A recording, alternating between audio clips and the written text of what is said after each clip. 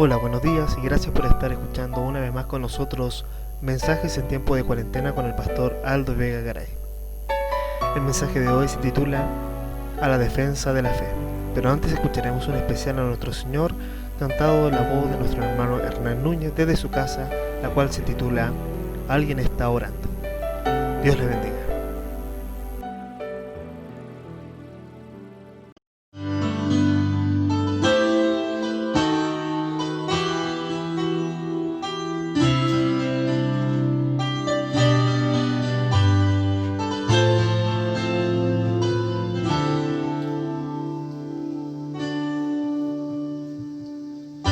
Alguien está orando, yo lo siento. Alguien está orando por mí. Manos fuertes me guían del peligro que no puedo ver. Yo creo, Señor, sí creo, Señor. Alguien está orando por mí.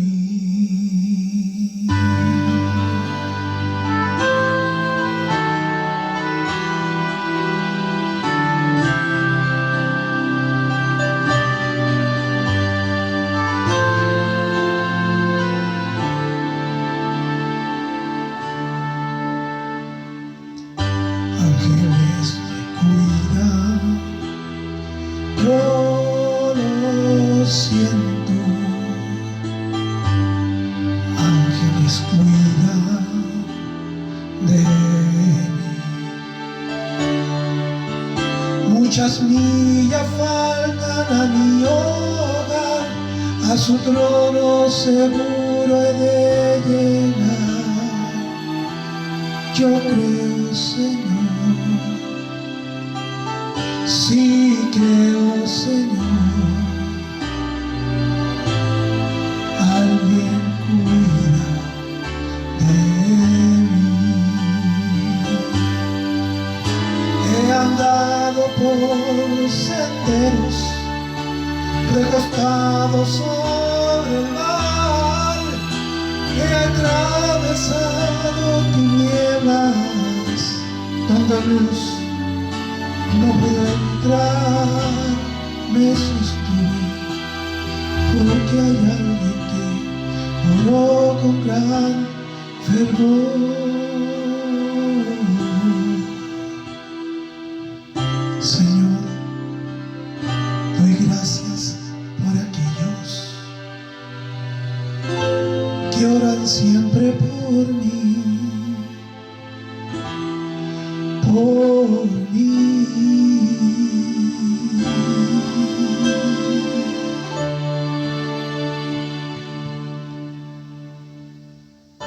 Alguien está orando, yo lo siento. Alguien está orando por mí. Manos fuertes me guían del peligro que no puedo ver. Yo creo, Señor, oh sí, creo, Señor. Alguien está orando por mí.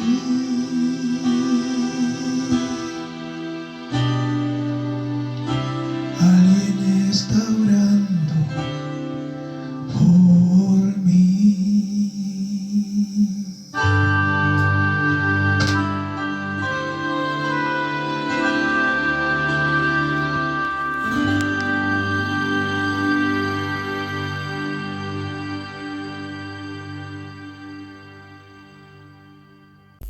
Hola hermanos, esta mañana nuestro texto se encuentra en Jueces capítulo 5 versículos 6 al 9. La Biblia dice: En los días de Sangar, hijo de Anac, en los días de Jael, quedaron abandonados los caminos, y los que andaban por las sendas se apartaban por senderos torcidos. Las aldeas quedaron abandonadas en Israel, habían decaído, hasta que yo, Débora, me levanté como madre en Israel. Cuando escogían nuevos dioses, la guerra estaba a las puertas, se veía escudos o lanzas entre 40.000 en Israel. Mi corazón es para vosotros, jefes de Israel, para los que voluntariamente os ofrecisteis entre el pueblo, load a Jehová. La Biblia dice que en los días de Sangar, de Débora, de Barak, de Jael, el camino fue abandonado, los que andaban por las sendas derechas se apartaban por senderos torcidos. Los hombres de las aldeas huyeron porque sus corazones fueron desanimados y buscaron nuevos dioses para que les ayudaran, ya que la guerra estaba a la puerta. Pero ¿dónde estaban los escudos, las lanzas para defenderse? Dios estaba con ellos, con los que deseaban contender. Mientras algunos no defendieron su heredad, Sangar, hijo de Anac, lo hizo. Jueces capítulo 3, versículo 31 dice: Después de él fue Sangar, hijo de Anac, el cual mató a 600 hombres de los filisteos con una aguijada de bueyes, y él también salvó a Israel. Este agricultor tomó su aguijada y defendió su campo contra 600 filisteos. No necesitó de un arma sofisticada, solo con lo que tenía a su alcance para abatir a sus enemigos y salvar a Israel. La Biblia le dedica solo estos pasajes a este hombre, pero ellos son muy inspiradores, nos motivan a defender lo que nos ha sido otorgado. Nosotros los cristianos poseemos algo de mucho valor que Dios puso en nuestras manos, la fe, y debemos defenderla. El libro de Judas, el versículo número 3 dice: Amados, por la gran solicitud que tenía de escribiros acerca de nuestra común salvación, me ha sido necesario escribiros exhortándoos que contendáis ardientemente por la fe que ha sido una vez dada a los santos. El verso dice que contendáis ardientemente. Contender es luchar por una cosa, como un combatiente. La palabra ardientemente se añade para transmitir la fuerza intensa que se debe imponer. La expresión se aplica a menudo a un luchador experto. Su objeto era la defensiva y la ofensiva, evitando ser derribado y tratando de tener éxito en derribar a su oponente. Judas dice que va a haber una lucha constante contra falsas enseñanzas y que los cristianos deben tomarlo en serio. Contender, ¿por qué? Por la fe. Todo aquello que los cristianos creen y de lo cual están convencidos es la verdad o conjunto de doctrinas contenidas en la Biblia y además el mensaje del Evangelio que ha transformado sus vidas. MacArthur dice: una palabra que mejor describe la cosmovisión cristiana es la verdad. Es una era de opiniones cambiantes, perspectivas múltiples y puntos de vista variados. La cristiandad bíblica se destaca a sí misma como la verdad objetiva, absoluta y permanente. Solo la Escritura nos enseña cómo percibir al mundo de una manera que corresponde exactamente con la realidad. Su mensaje de salvación es tan oportuno como atemporal, y su verdad es tan confiable como inmutable. La verdad de Dios, su existencia, su poder, su autoridad, dar a conocer la infalibilidad de la Biblia, la doctrina de la salvación por gracia, la realidad del cielo y el infierno, la resurrección de los muertos, el verdadero significado del bautismo, la institución de la iglesia, etc. La verdad es una persona y su nombre es Jesús. Él es el verbo, la palabra. Él dijo en Juan capítulo 14, versículo 6, yo soy el camino y la verdad y la vida. Judas agrega que ha sido una vez dada a los santos. La expresión una vez dada viene del griego apax, que significa una vez por todas, de lo que es de validez perpetua, que no requiere repetición, una vez para siempre. Después de concluido el Nuevo Testamento no hay más revelación. La aguijada debe estar levantada para defender esta verdad. Queridos hermanos, al contrario de la creencia popular, la verdad puede ser determinada y es imprescindible. Debemos defender lo que tenemos, como Sangar defendió lo suyo mientras otros lo abandonaron. Tenemos una oposición que defender, una argumentación que dar, una explicación, un reporte de aquello que Dios nos ha dado. En el libro de los Hechos 17:17 dice: así que discutía en la sinagoga con los judíos y piadosos, y en la plaza cada día con los que concurrían, así como en el Areópago. Los Hechos utilizan con frecuencia la palabra discutir para describir la actitud de Pablo en su predicación, la cual nos sugiere el diálogo, la conversación, la polémica. El libro de los Hechos 18:4 dice: y discutía en la sinagoga todos los días de reposo, y persuadía a judíos y a griegos. El libro de los Hechos 18:19 dice: y llegó a Efeso y los dejó allí, y entrando en la sinagoga discutía con los judíos. Hechos 19:8: Y entrando Pablo en la sinagoga, habló con denuedo por espacio de 3 meses, discutiendo y persuadiendo acerca del reino de Dios. Era la manera de llegar a la verdad mediante la discusión y la lucha de opiniones, tratando de descubrir contradicciones en las argumentaciones de su opositor. El libro de los Hechos 24:10 dice: y habiéndole hecho señal el gobernador a Pablo para que hablase, éste respondió: porque sé que desde hace muchos años eres juez de esta nación, con buen ánimo haré mi defensa. Hechos 26:1 dice: entonces Agripa dijo a Pablo: se te permite hablar por ti mismo. Pablo entonces, extendiendo la mano, comenzó así su defensa. Filipenses capítulo 1 versículo 17: pero los otros por amor, sabiendo que estoy puesto para la defensa del Evangelio. No solo debemos conocer la fe, sino comunicarla claramente y eficazmente, responder y refutar acusaciones, contradecir una declaración, presentar evidencias de la veracidad y confiabilidad de la fe cristiana.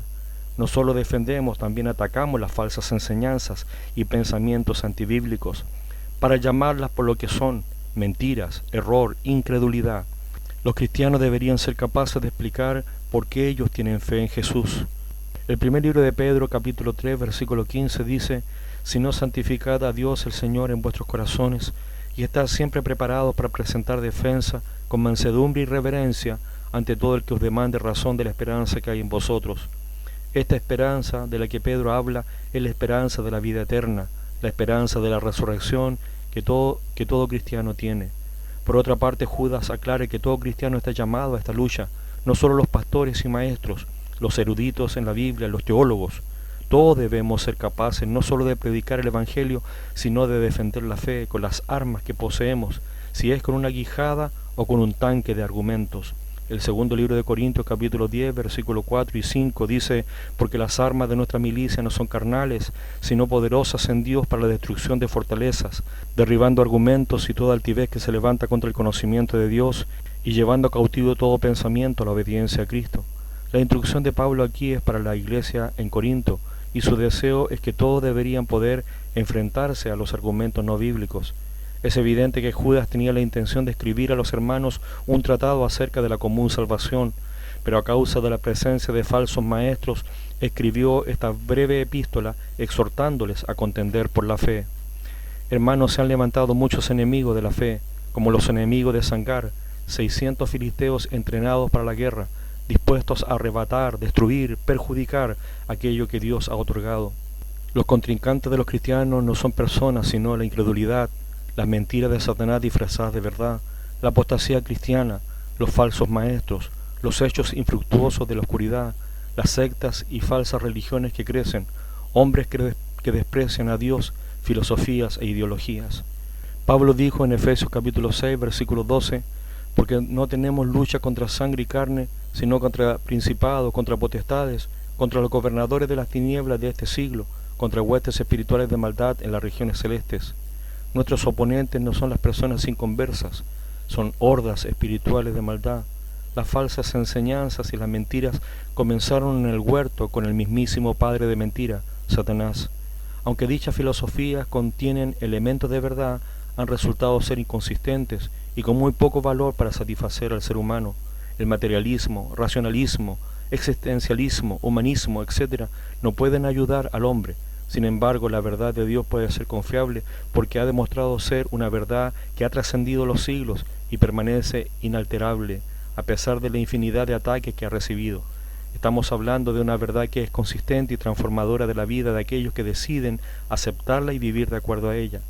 El pensamiento moderno dice que no hay verdad absoluta. Dicen que existen muchas verdades e incluso que no importa si estas verdades son contradictorias la una con la otra. No hay verdad absoluta, dicen, y por tanto no es importante si tu verdad choca con mi verdad. Lo que antes se creía está cediendo su lugar ante la variada opinión de todos. Cualquiera puede tener una verdad perfectamente válida y no se cree en absolutos morales ni en verdades absolutas. El posmodernismo cree que debemos ser tolerantes, no porque no podamos distinguir el camino correcto del camino incorrecto, sino debido a que todos los caminos son igualmente correctos. Si esto es así, no debe haber problema. Escoge un camino y anda por él, ya que todos te conducirán al mismo lugar. Los cristianos a menudo pueden verse superados por personas que exigen silencio en nombre de la tolerancia. Judas pensó lo mismo. y había esperado escribir sobre la maravillosa fe que tenía en común con los demás creyentes. Debido a esto, al igual que muchos en el tiempo de Sangar, abandonaron los caminos y siguieron sendas torcidas. Los cristianos deberían usar sus mentes e intelectos para la gloria de Dios. Seguir a Jesús no quiere decir que no tengas cerebro para pensar y seguirle ciegamente. Esta es un área en la que los evangélicos han fallado. Muchos no saben por qué creen en Dios. Algunos creyentes temen lo que otras personas puedan pensar de ellos y ser avergonzados, falta de confianza en Dios y en ellos mismos. Algunos creyentes son simplemente perezosos, no quieren estudiar, no quieren aprender. Aparte de la Biblia, hay miles de sitios en Internet y libros con material accesible y útil, y no hay excusa para que un cristiano sea intelectualmente holgazán. Nosotros mismos desestimamos nuestra fe y el poder del Evangelio. Nos hacen creer que debido a que el escepticismo secular se ha extendido grandemente es lo correcto, y no porque tenga un buen argumento. Deberíamos insistir sencillamente en que la controversia ha de ser dirigida con igualdad. Si el cristiano tiene que proporcionar pruebas, igual los demás. A menudo se dice que debemos enfatizar aquello en lo que estamos a favor y no en lo que estamos en contra. Cantar canciones al Señor, el compañerismo, el aliento, el evangelismo, el descanso y el discipulado son todas las formas edificantes e incluso activas de vivir nuestra fe de una manera positiva. No hay conflicto, no hay desgaste mental, no hay peligro, y así hacemos el juego del enemigo. Alguien dijo: cuanto más bíblicamente analfabetas las ovejas, más fácil será engañarlas. Cuanto más pasivas sean las ovejas y los líderes se niegan a contender, más fácil será para los lobos arrebatarlos.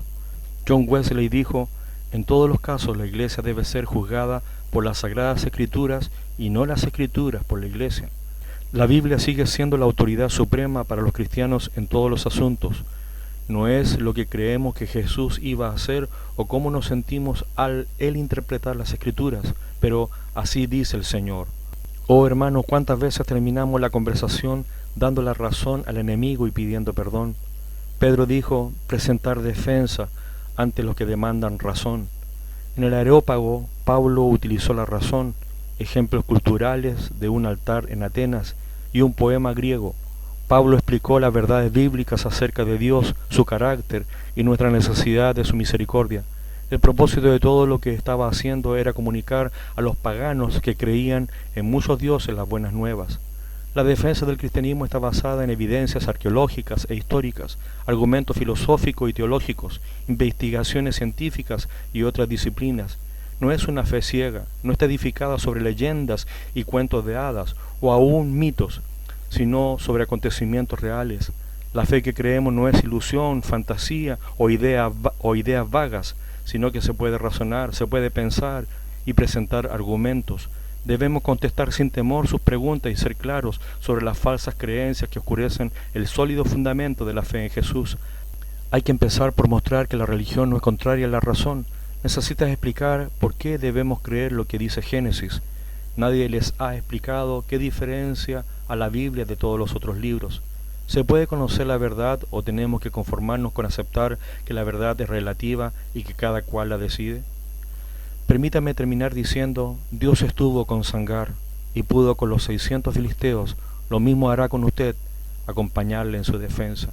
Mateo capítulo 10, versículo 16 al 20 dice: He aquí yo os envío como ovejas en medio de lobos. Sed pues prudentes como serpientes y sencillos como palomas, y guardaos de los hombres, porque os entregarán a los concilios, y en sus sinagogas os azotarán. Y aún ante los gobernantes y reyes seréis llevados por causa de mí, para testimonio a ellos y a los gentiles. Mas cuando os entreguen, no os preocupéis por cómo o qué hablaréis, porque en aquella hora os será dado lo que habéis de hablar, porque no sois vosotros los que habláis, sino el Espíritu de vuestro Padre que habla en vosotros. El Espíritu Santo dará palabras precisas y oportunas para responder o argumentar. El libro de los Hechos 4:8 dice: Entonces Pedro, lleno del Espíritu Santo, les dijo: gobernantes del pueblo y ancianos de Israel, es Dios quien convence, no tienes que hacerlo tú. No importa cuán buenas sean nuestras pruebas y opiniones, nadie puede creer en Dios sin la obra del Espíritu Santo en su corazón. Hermano, cuando crees en Jesucristo, adquieres la responsabilidad de defender tu fe.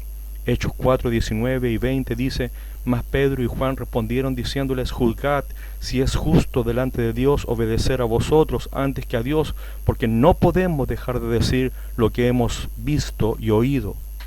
No solo está la responsabilidad de decir, sino también de llevar un estilo de vida de acuerdo con el mensaje.